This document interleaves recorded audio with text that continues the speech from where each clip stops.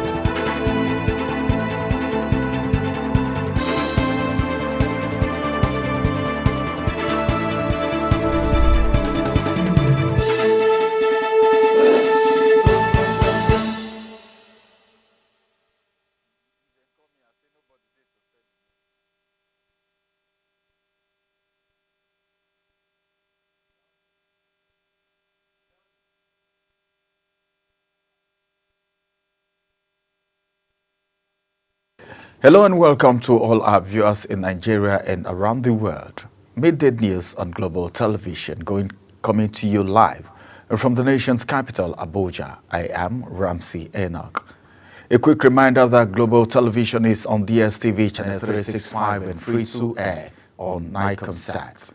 You can download the Global TV Nigeria mobile app for Android and iOS device to keep track of our broadcast. President Bola Tinubu has signed into law the 54.99 trillion naira 2025 appropriation bill. Tinubu signed the budget in the presence of principal officers of the National Assembly and other top government officials in a small ceremony in his office at the State House in Abuja. The bill was passed by the two chambers of the National Assembly on Thursday, February 13th, after Tinubu had asked for an increase from the proposed 49.7 trillion naira. Saudi Arabia announced that the holy month of Ramadan commenced today, March 1st, following the signing of the Ramadan crescent moon in the kingdom.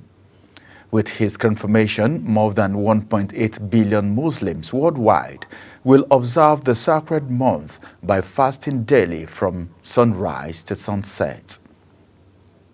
The Community Court of Justice, ECOWAS, has dismissed a case filed against the federal government of Nigeria on the assassination of the late Mrs. Kudirat Abiola, the wife of the winner of the June 12, 1993 presidential election, MKO Abiola. The suit was fled by the three members of the Abiola's family, Khalifa Abiola, Moriam Abiola, and Hadi Abiola, who alleged Kudirat's right violation, with her first assassinated in 1996 while advocating her husband's release from detention.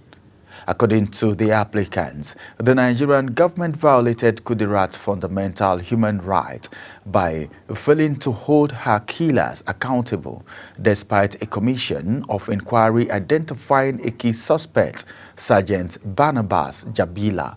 In its ruling delivered by Judge Rapporteur, Justice Edward Amoka Asante stated that the applicants lack the legal application to sue, as they fail to establish a direct relationship with Kudirat or present any legal mandate to act on behalf of her estate.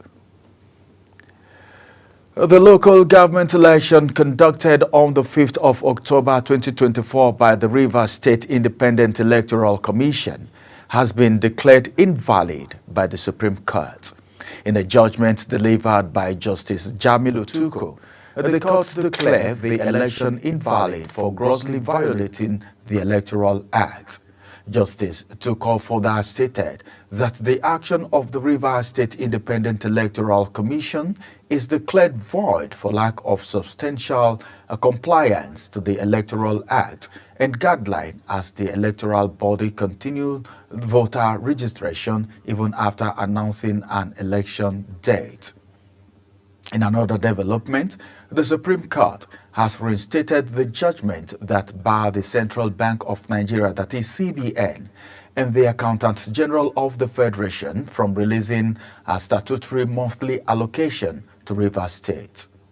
The court faulted the Abuja division of the Court of Appeal for vacating the initial order that stopped the release of funds to Rivers State from the consolidated revenue following the failure of Governor Siminalayi Fubara's refusal to represent the 2024 appropriation bill of the state before the Martin Awole-led faction of the Rivers State House of Assembly. The Apex Court further ordered the Martin Awole-led faction of the Rivers State House of Assembly and other elected members of the House to forthwith return sitting unhindered. Imo State has recorded a significant reduction in maternal mortality alongside improvement in skilled birth attendance and immunization coverage. The Commissioner for Health, Dr. Prosper Ohayaga, disclosed this in an exclusive interview with Global Television. Imo State correspondent Amechi Ibe highlights the state's stride in healthcare delivery. Dr. Haya said the state performed well in key health indicators during the last annual joint review, particularly in maternal health and immunization coverage. He noted that the maternal mortality rate has dropped, attributing this to availability of more skilled birth attendants and improved healthcare services, noting further that immunization coverage has reached approximately 73%, a major milestone in the fight against childhood diseases. So, our maternal mortality rates is 576 per 100,000 live births in Imo State. This is one rate that has beaten so many rates in the country. The maternal mortality rate in Imo State is actually the very best. Dr. Haya commended the state governor, Hope Uzodinma, for his continued investment in health sector, which he acknowledged has enabled significant progress in maternal and child health care. He also emphasized government's commitment to strengthening primary health care centers, ensuring that essential medical services are accessible to communities across the state. Imo State was doing very well with skilled birth workers. We did quite well in our immunization, which has about 73% coverage, but we need to do more. And we are not yet out of the woods.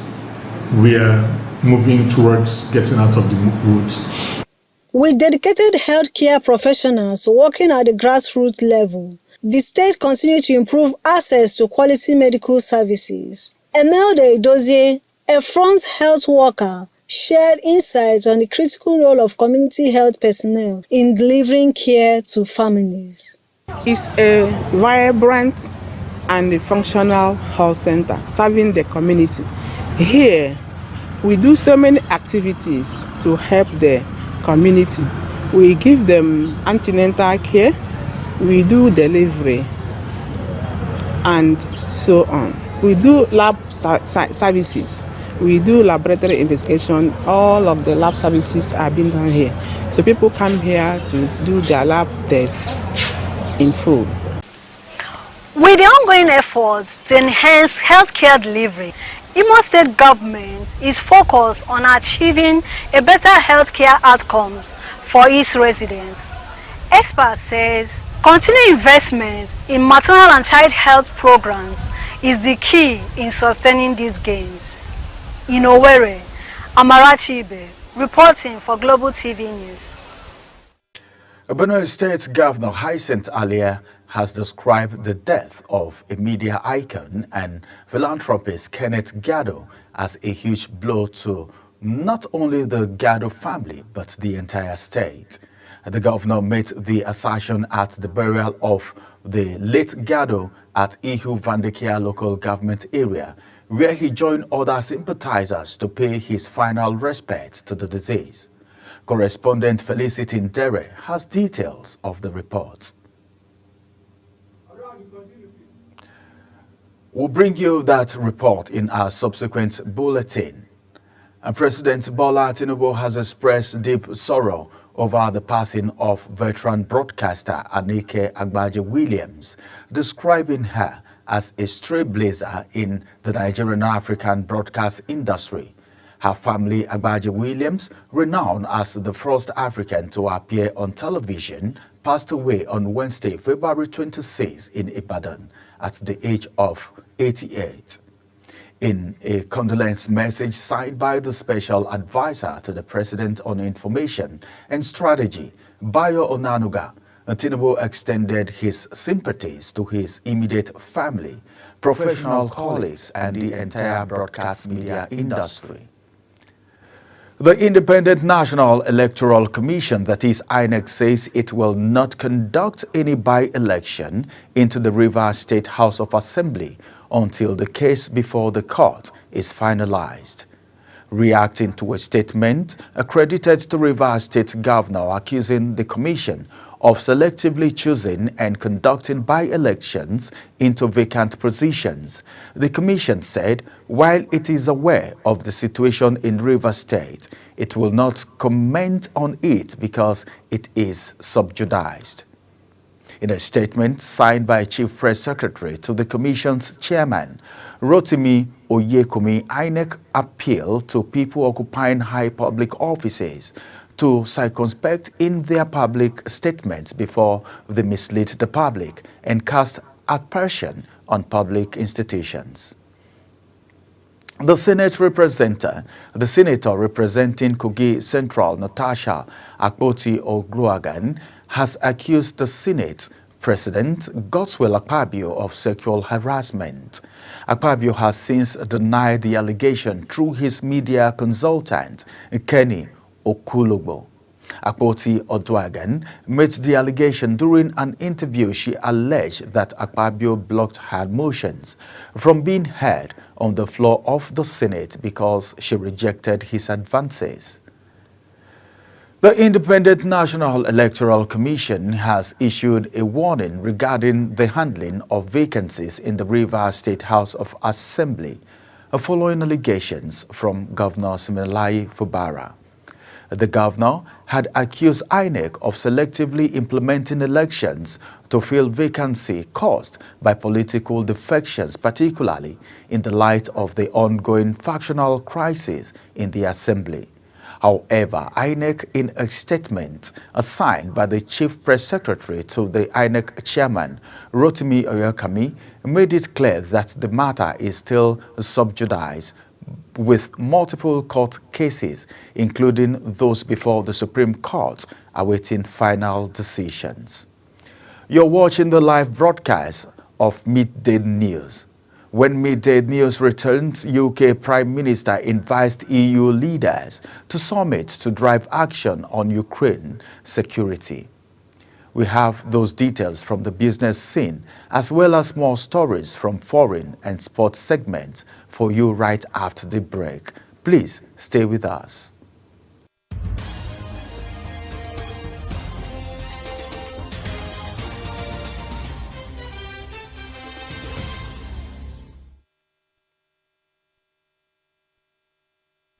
Do you know that global television can be watched in Nigeria and all over the world? Download the Global TV Nigerian mobile app for Android and iOS devices to watch global television real-time from around the world. What are you waiting for? Start downloading and stay connected to global television.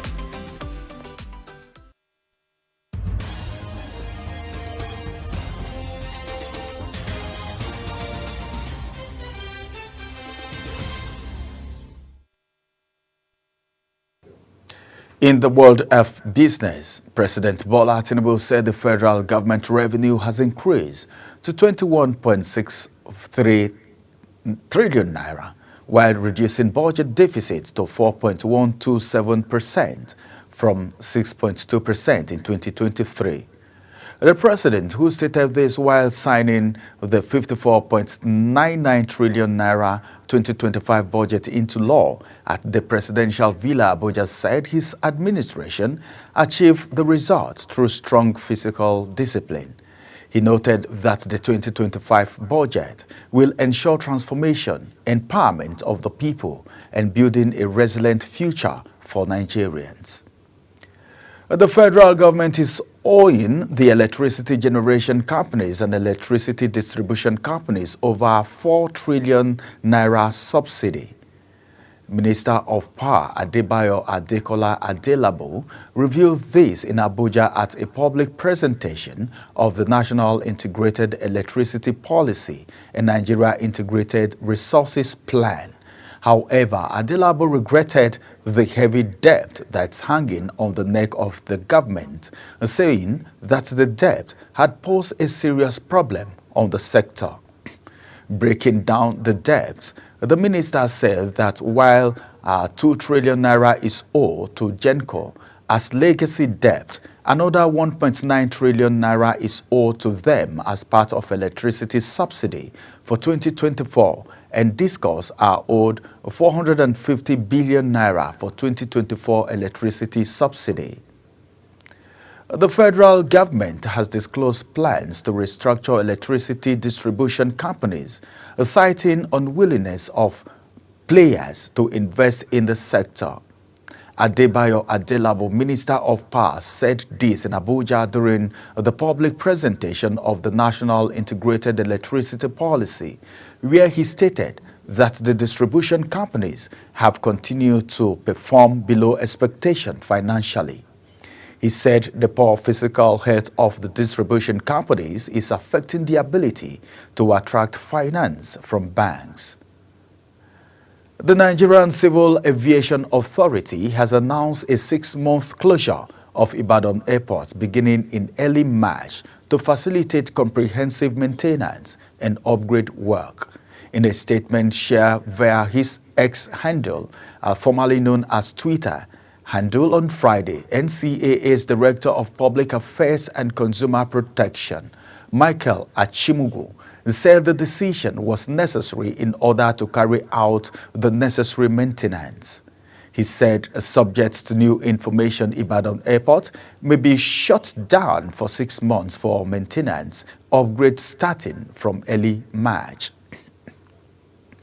The federal government, states and local government councils have shared a total of 1.703 trillion naira in Federation account revenue for January 2025.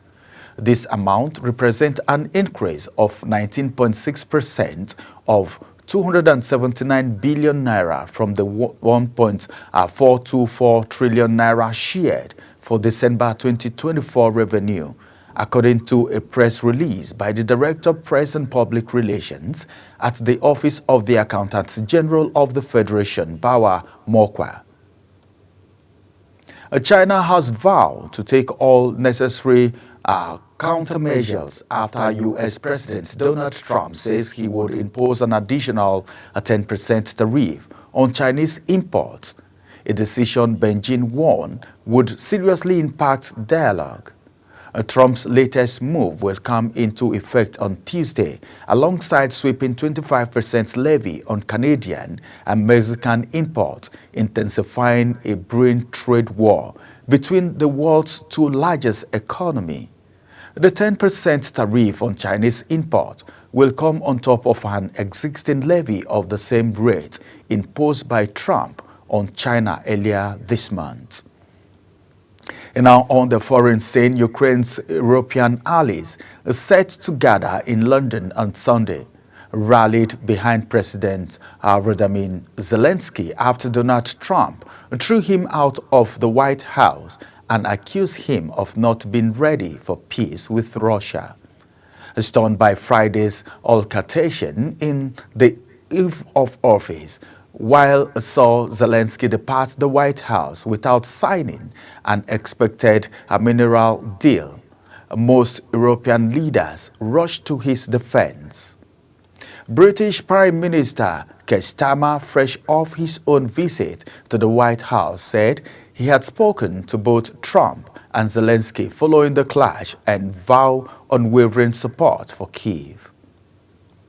Still from the foreign scene, the United States government has terminated its agreement with the joint United Nations program on HIV/AIDS, an innovation joint venture of the United Nations family, which led to the global effort to end AIDS as public health threat by 2030 as part of the Sustainable Development Goals. On January 20, 2025, the President of the United States of America issued an executive order called Re-Evaluation and Realigning U.S. Foreign Aid, which ordered a 90-day freeze of all foreign aid pending a review of assistance efforts to ensure alignment with the current U.S. foreign policy. The first phase of Israel-Hamas truce is due to expire on Saturday, but negotiations on the next stage, which should secure a permanent ceasefire, has so far been inconclusive. The ceasefire took effect on January 19 after more than 15 months of war sparked by Hamas' October 7, 2023 attack on Israel, the deadliest in the country's history. Over several weeks, Gaza militant frees 25 living hostages and return the body of 8 others to Israel in exchange for hundreds of Palestinian prisoners held in Israel's jail. Gunfire and explosion have ripped through a rally held by rebel leaders in a city they recently captured in Eastern Democratic Republic of Congo. A video showed chaotic scene with bodies on the street after the crowd fled the rally in Bukavu, the second biggest city in the east, in panic. Casualty figures are unclear, but reports have quoted a hospital source as saying that at least 11 people have been killed and 60 others wounded. UK Prime Minister Keir Starmer's office says he has invited more than a dozen European and European leaders to its Sunday summit to drive forward action on Ukraine and security. Starmer will chair a morning call with Baltic nations ahead of the Man Summit. Then it will welcome Ukrainian President Volodymyr Zelensky to Bond Street to discuss the war with Russia. And leaders from around the continent Europe, including France, Germany, Denmark and Italy, as well as Turkey, NATO and the European Union have invited to the summit in London later on Sunday. U.S. President Donald Trump says he has a lot of respect for Ukrainian President Volodymyr Zelensky on the eve of their talk at the White House. When asked if he would apologize for recently calling him a dictator, he said he could not believe he had said this. He also called Zelensky very brave. Trump was speaking after talks with UK Prime Minister Keir Starmer about ending the war between Ukraine and Russia. And now in sport, West Brom defender Semi Ajayi is set to miss Nigeria's 2026 FIFA World Cup qualifiers in March after suffering a hamstring injury. The experienced centre-back was forced off in the first half of West Brom's 2-0 victory over Oxford United and will be sidelined for several weeks. Following an assessment, West Brom confirmed through their official website that the 31-year-old will undergo a rehabilitation program and hope to return before the end of the season. And Manchester United are reportedly looking into a swap deal for Napoli attacker Victor Osimhen. The Red Devils are prepared to pay a 40 million euro plan Rasmus Højlund, a striker for the Nigerian international. Osimhen, who joined Turkish Super League winners Galatasaray on loan in September, will return to Napoli at the end of the season. And that's it on Midday News. A quick reminder that Global Television is on DSTV channel 365, on Star Times channel 276, and free to air on Nicom sites. Kindly follow us across all social media platforms now showing on your screen using @Global TV NG. You can download the Global TV Nigeria app for Android and iOS devices to keep track of our broadcast. I am Ramsey Enoch. Thank you for watching.